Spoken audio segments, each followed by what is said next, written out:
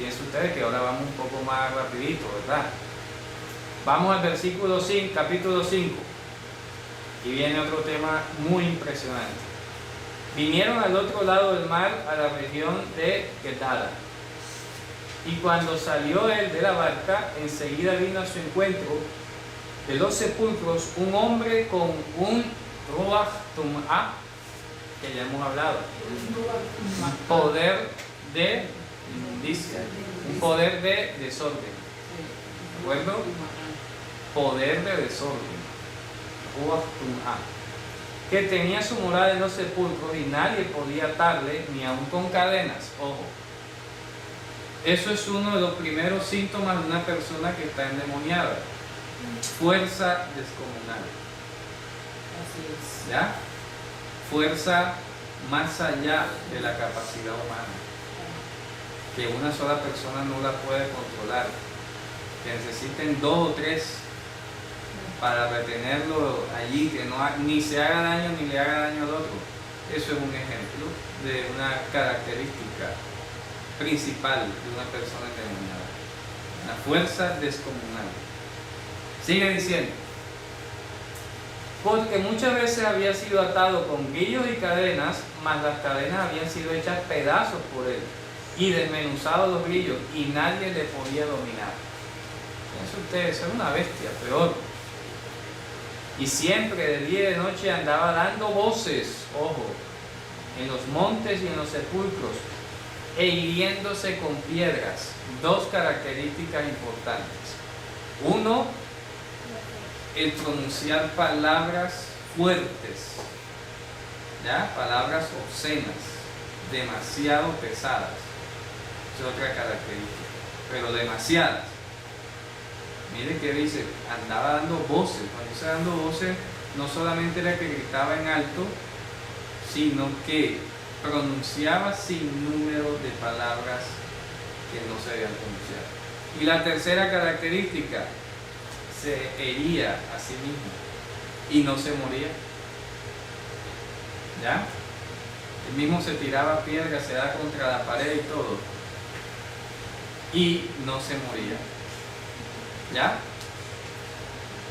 Así pasa hoy. Hoy vamos a ver en el tiempo presente para personas que se drogan, que consumen los vicios más impresionantes, inimaginables, y siguen vivos.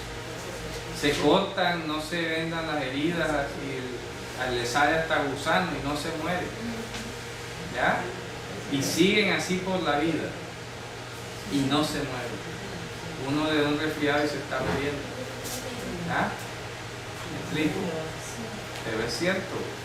Estas personas se las pasan, por ejemplo, oliendo goma, eso que come toda la nariz, las vías respiratorias y todo, el frío, la intemperie, que si llueve, que la infección, y no se muere.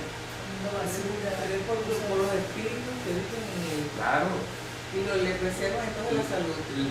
No, la salud no, lo mantienen con, ojo, fuerza. Por eso hablamos Ruach Tum'ah, poder.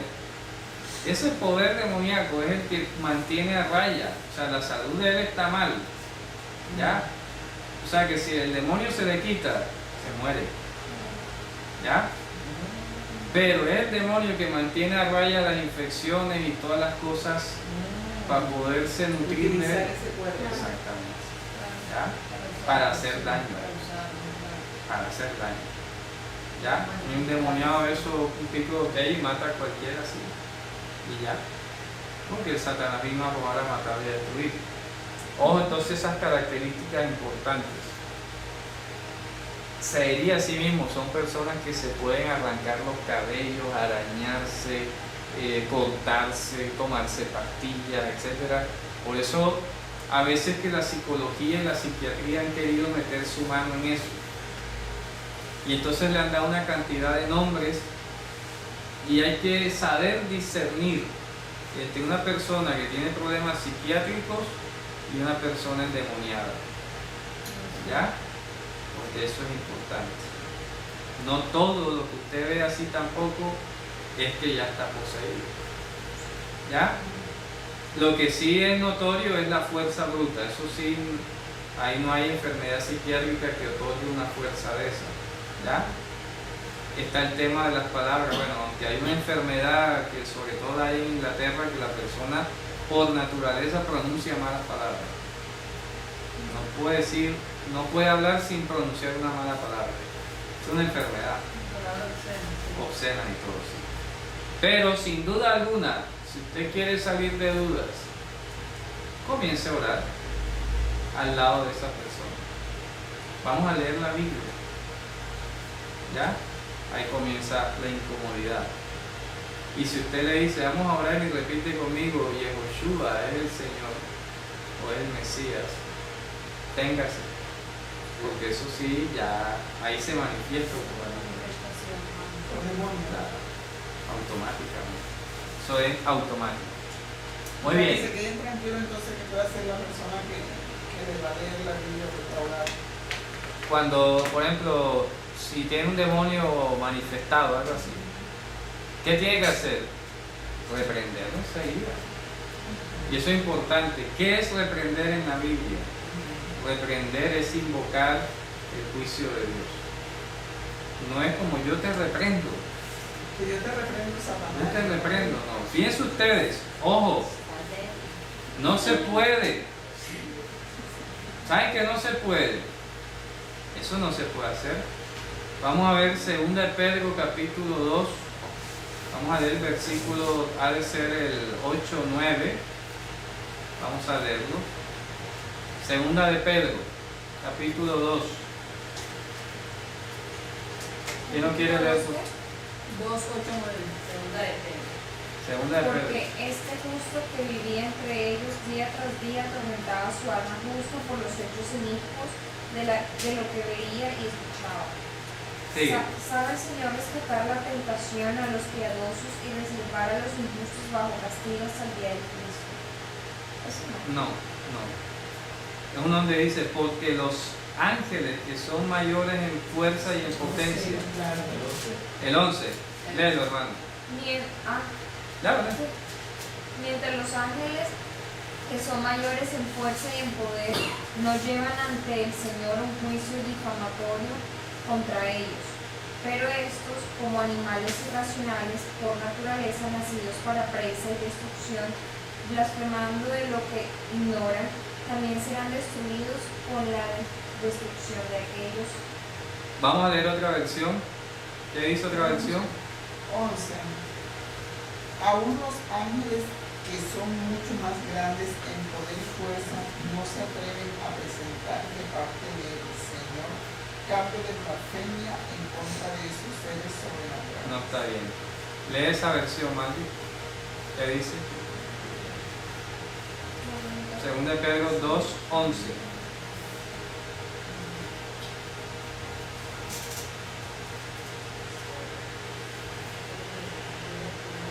Cuanto a los ángeles que son superiores en fuerza y en poder, no pronuncian juicio injurioso contra ella en presencia del Señor. Ojo, en presencia del Señor. Y vamos a ver ahora en Judas, la carta a Judas, donde él está citando a Zacarías, ¿verdad? Creo que es el versículo 14, ¿no es? En Judas, donde dice, el Señor te reprenda. ¿Judas qué?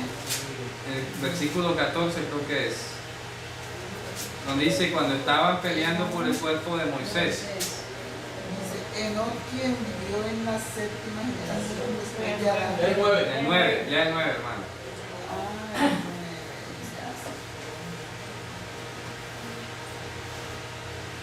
¿Qué dice?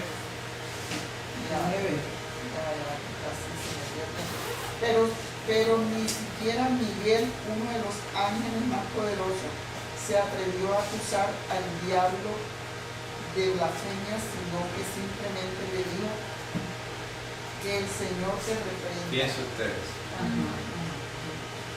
Él no dijo, yo te reprendo, Satanás, y era el ángel Gabriel. O sea que él mismo dice en la Biblia que es capitán del ejército de Dios. Miguel.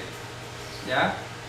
Y dice capitán o príncipe, uno de los principales príncipes del ejército de los cielos. Y ni siquiera dijo Satanás, yo te reprendo. ¿Ya? Ajá, hay que decirle. El Señor te reprenda. ¿De acuerdo? Así que yo te reprendo, eso es como un atrevimiento. Porque mire, en presencia del Señor nadie atreve a pronunciar juicio. El juicio es de Dios. Entonces, ¿yo qué voy a hacer? Que yo te reprendo, Satanás, en el nombre. ¿No? Hay que decir es, el Señor te reprende. Pero no podemos decir que el Señor te reprenda en el nombre de Jesús. Sí, eso sí. Recibe.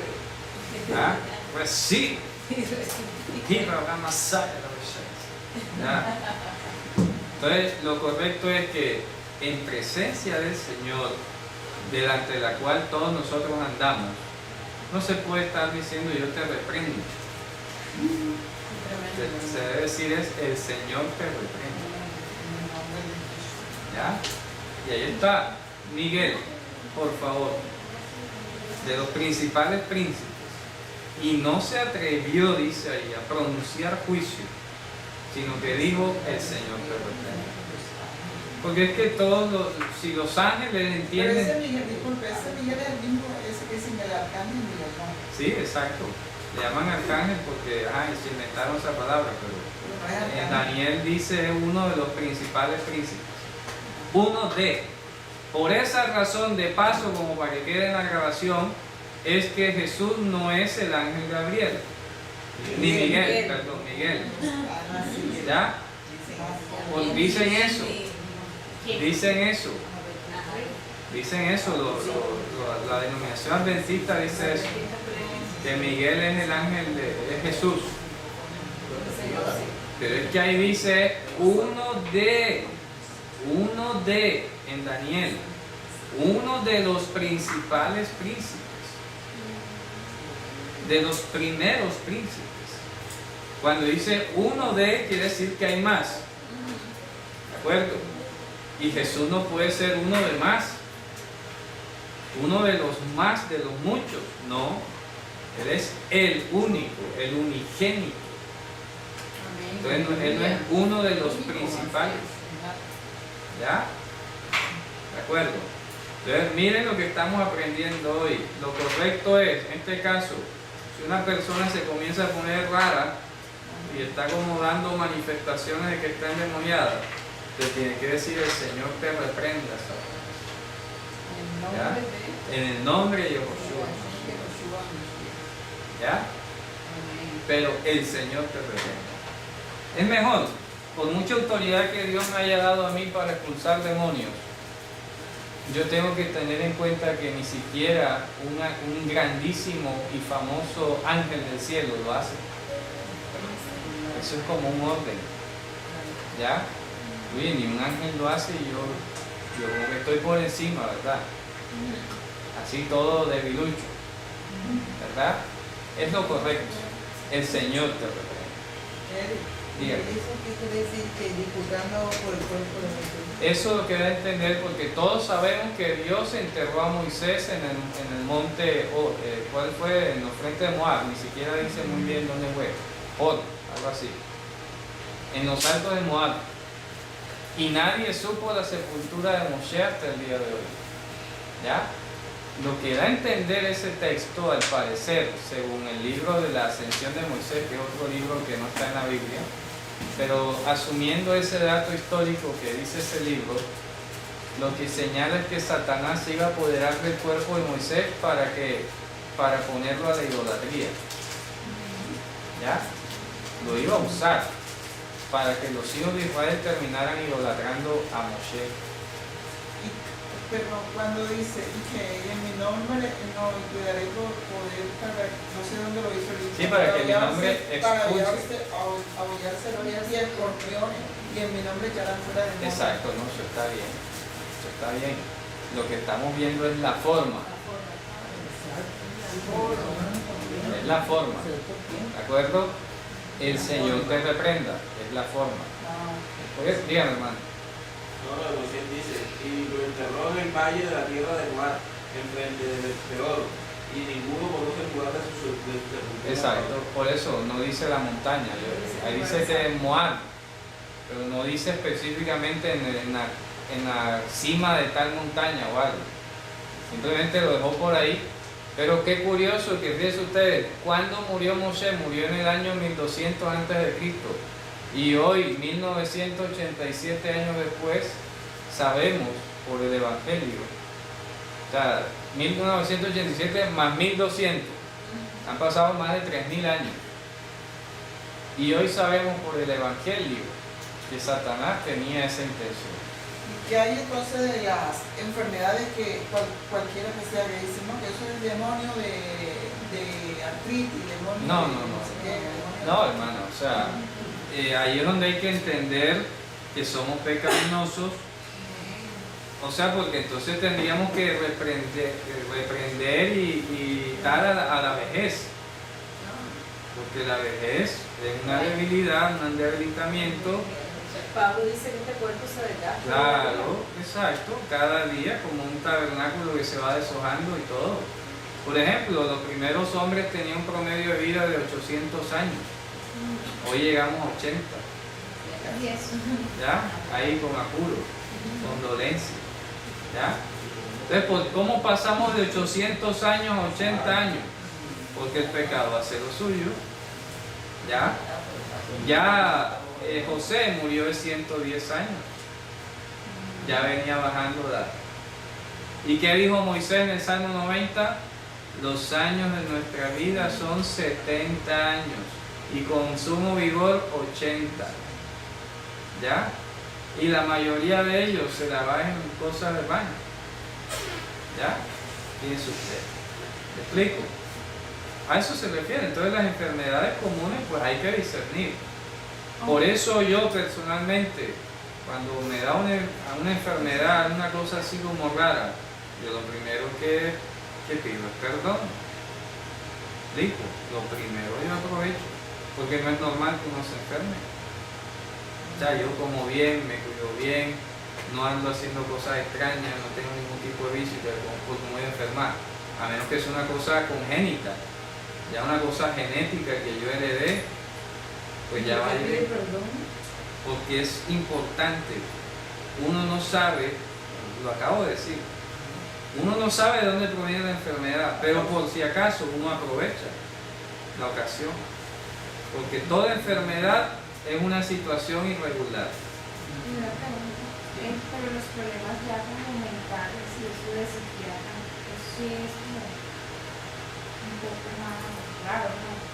O sea que ya llega un punto en que... Mira, yo te voy a decir algo y se lo digo con toda la autoridad de la experiencia que viví. Mi papá hacia el año 2005-2006 comenzó a sufrir Alzheimer. Comenzó a olvidarse de las cosas. Él murió en el 2011. Mi papá en ningún momento olvidó que creía en Jesús. Los médicos no se explicaban porque ya su cerebro se había inundado de sangre, se había reventado una arteria y tal. Y nada más tenía el cerebelo aquí, el árbol de la vida que le llaman, aquí abajo. Y con eso hablaba, pensaba, se movía, invitaba a orar a las enfermeras. Y decía, yo creo en la venida del Señor Jesucristo. Y con Alzheimer avanzado. ¿Ya? Es impresionante. A mí no me reconocía. Y así. Pero fíjese usted, no se olvidó. Y tampoco se olvidó de mi mamá. Eso sí. Ya, eso no se le olvidó. Tráigame a Anita. ¿Verdad?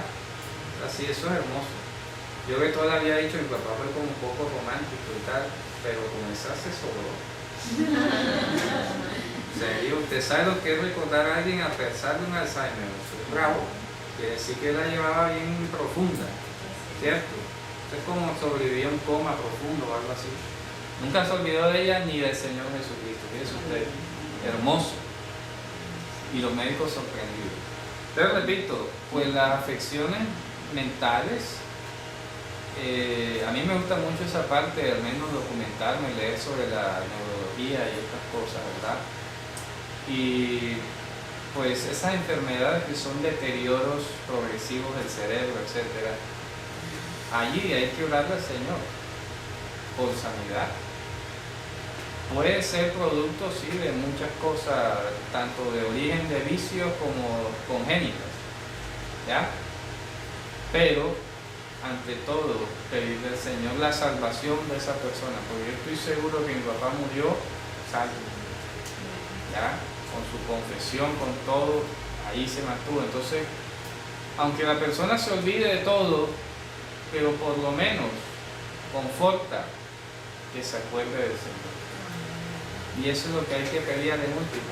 La enfermedad sí, bueno, si Dios lo sana, bien, pero por lo menos que conserve el testimonio. ¿Ya? Impresionante eso, hermoso, ¿ya? Te repito, las enfermedades pueden ser de causas naturales, no todo es demoníaco. O también, disculpe, en lo que yo aprendí en el cristianismo, que son que acerca de la iniquidad. No, o sea, sí es posible en la Biblia, porque Dios en la Biblia castigó el pecado con enfermedad. Por ejemplo, a María la castigó con lepra, a David le mató al hijo, ¿verdad? Al rey Ezequías también le dio lepra. O sea, la enfermedad favorita de Dios para castigar era la lepra. O sea, así sentaba el que fuera, ¿ya? Eso no iba a mandarle zika ni nada. Sí. Él mandaba de una vez la lepra para que fuera claro, evidente, ¿ya? Y esa lepra bíblica no es la misma lepra que conocemos hoy, ¿ya? Porque es la lepra que hoy conocemos sí la da una bacteria, ¿ya? En cambio, la bíblica no. Muy bien, entonces repito, hay que discernir muy bien. Dios nos ha favorecido con la ciencia, nos ha favorecido con los medicamentos, etcétera, etcétera. Ha permitido ese conocimiento. En ningún momento hay que darle la gloria a los medicamentos, toda la gloria es de Dios, ¿de acuerdo? Porque Él es el que favorece al hombre el conocimiento, ¿ya? Si un medicamento ya no está dando el efecto natural que debe surtir, y la cosa va como que peor y peor, allí es donde uno comienza entonces a exhortar a la persona, a invitarla muy tranquilamente, ven acá, vamos a orar, esto ya no es normal. Cuando la persona se vuelve farmacodependiente de una medicina, ¿no? Tengo que tomármela todos los días. Bueno, depende, o sea, la farmacodependencia no tanto, porque si la pastilla la mantiene ahí, está bien, ¿ya? El problema, ojo, lo que acabo de decir, que a pesar de la medicación va peor. Dígame, hermano. Interesante la receta que dice sobre el oído. Ajá. Precisamente lo que se mueve actualmente es una cantidad de doctrinas. Y una de esas que se oye comúnmente es que creer en el Señor es estar bien. Si crees en el Señor no vas a tener problemas. Algo así. Correcto, todo va a ser positivo con lo que roza. Sin embargo, es una desorientación espiritual para el creyente. Correcto. Pero si miramos lo que oímos, y la Escritura lo dice, en el mundo tendréis aflicción. Claro. Y ahí le está hablando a los creyentes. Oiga, fácil, contundente, como me gusta a mí. Era el apóstol Pablo y estaba enfermo en los ojos. ¿Ya? Era el apóstol Pablo y mandaba a pedir la capa que había dejado olvidada en un puerto.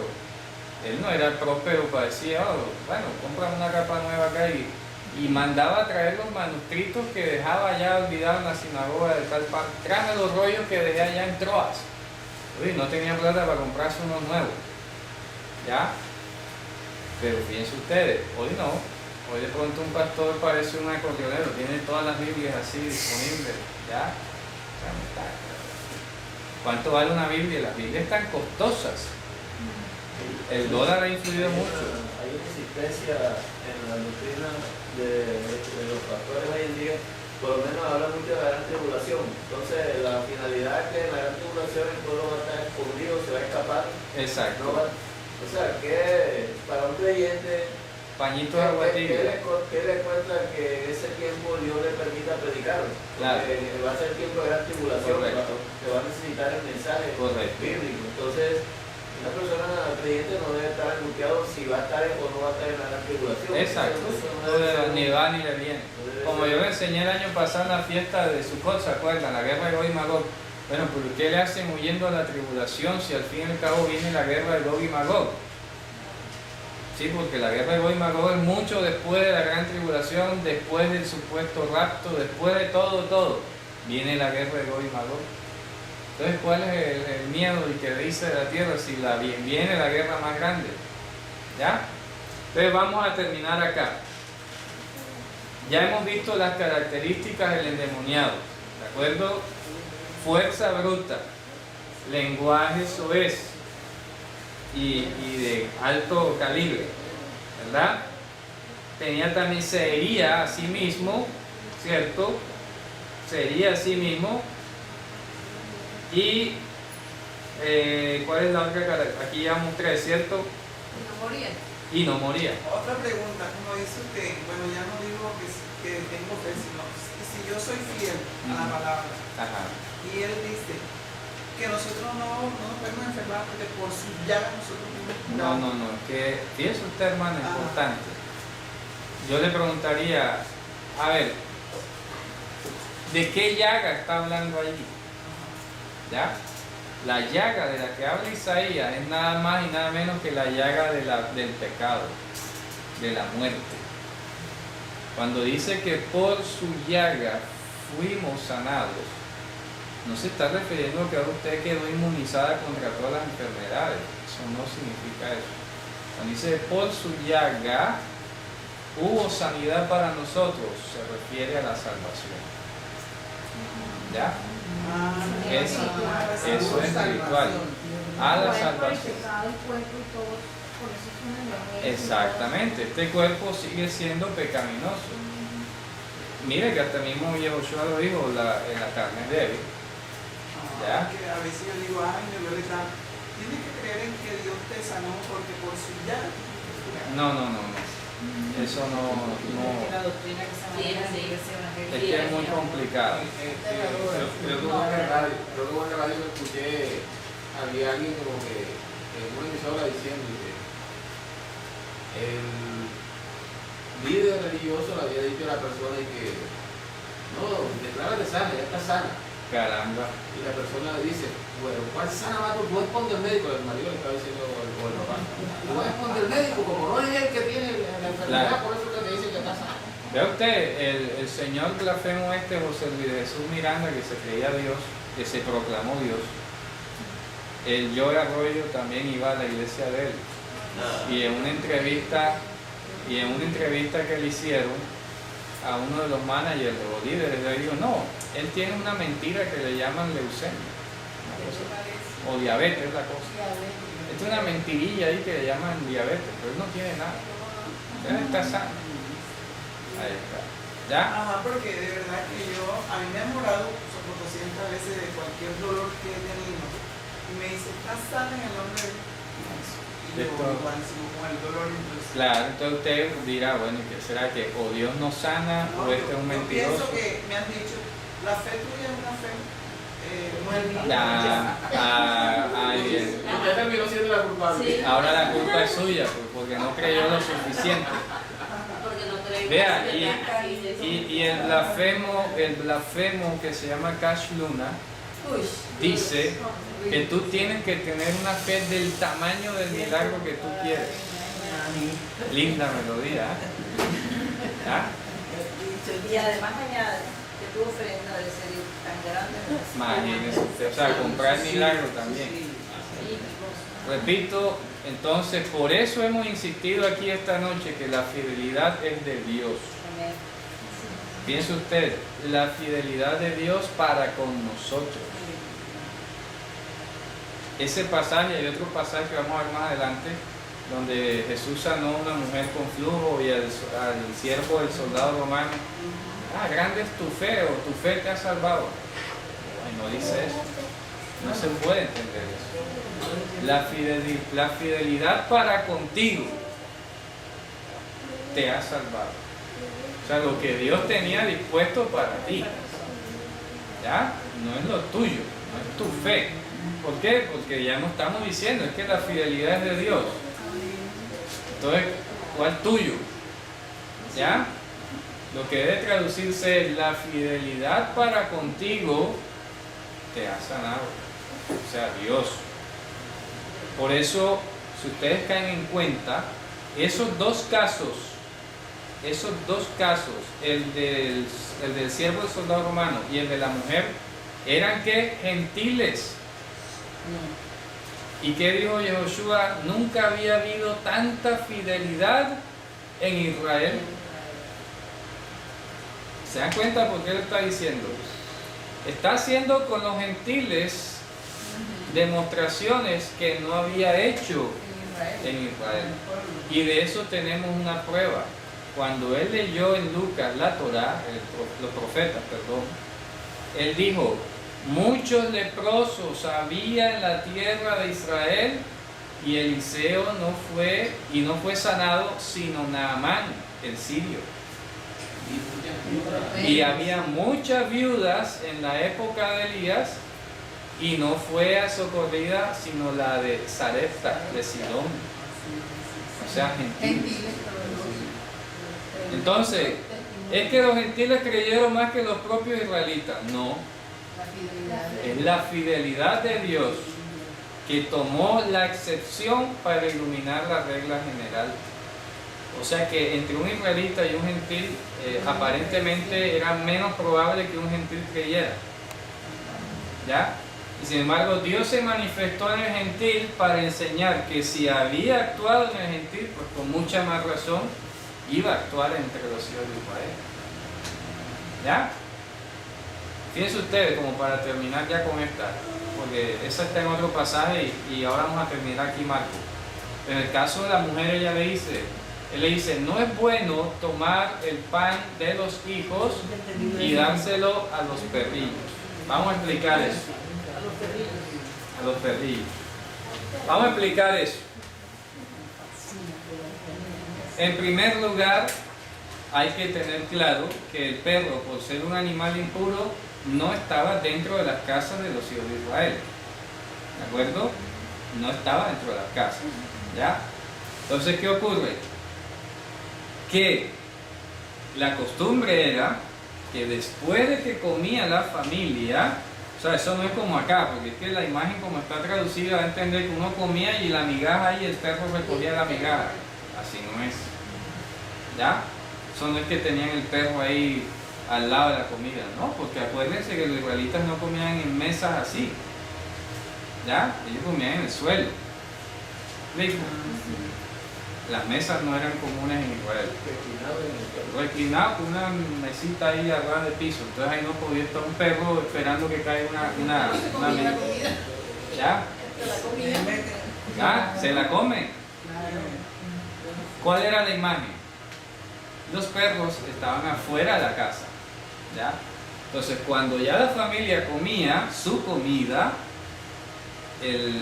la que iba a hacer la limpieza de los platos cogía pan, limpiaba los platos, póngase que esa era la esponja Scotch-Brite de ese entonces, ¿ya?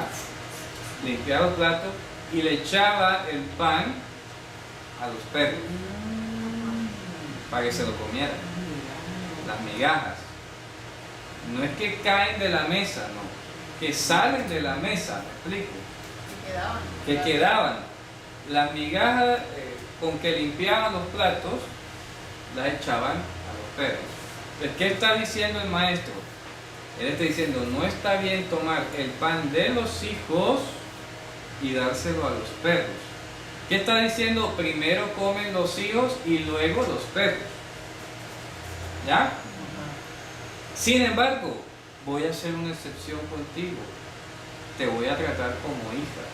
Vas a recibir los mismos milagros como si tú fueras una israelita. ¿Me explico?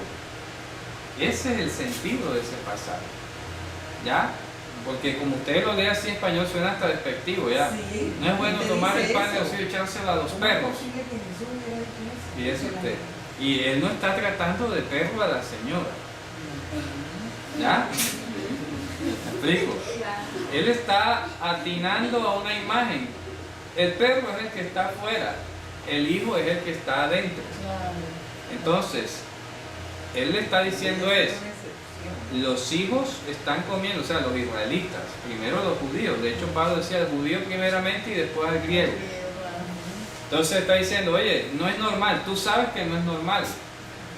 Porque primero comen los de adentro y luego los de afuera. Vamos a hablarlo así. Claro, claro. Primero comen los de adentro y luego los de afuera. Sin embargo, tú que estás afuera vas a comer con los hijos. Ven, tu milagro ya se hizo. ¿Me explico?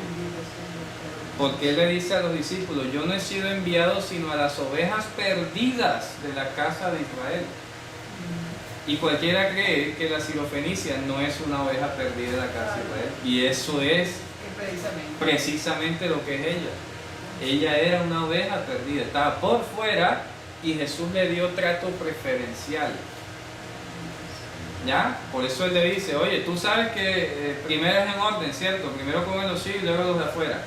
Y dice, sí, Señor, pero los perros comen de lo que sale de la mesa de sus amos. No de las migajas de la mesa. Ya, no es las migajas que caen, ¿no? De las migajas que salen de la mesa, que son tiradas. ¿Ya?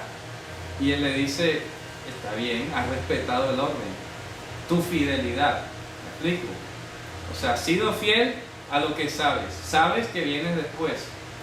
Pero por saber eso, porque te lo ha revelado mi Padre, ¿verdad? O sea, la fidelidad, te voy a dar trato como hija. Ya, bueno, ya se sabe. ¿Me explico? Pero los perros no son impuros. Sí, son animales impuros. O sea, ¿Por qué? desordenados. Desordenados. ¿Me explico?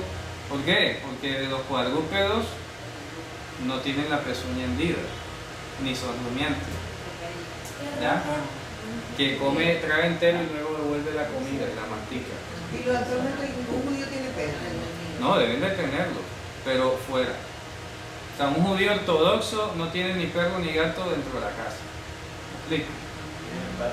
Él lo tiene en el patio, o le tiene un espacio ahí reservado. ¿Ya?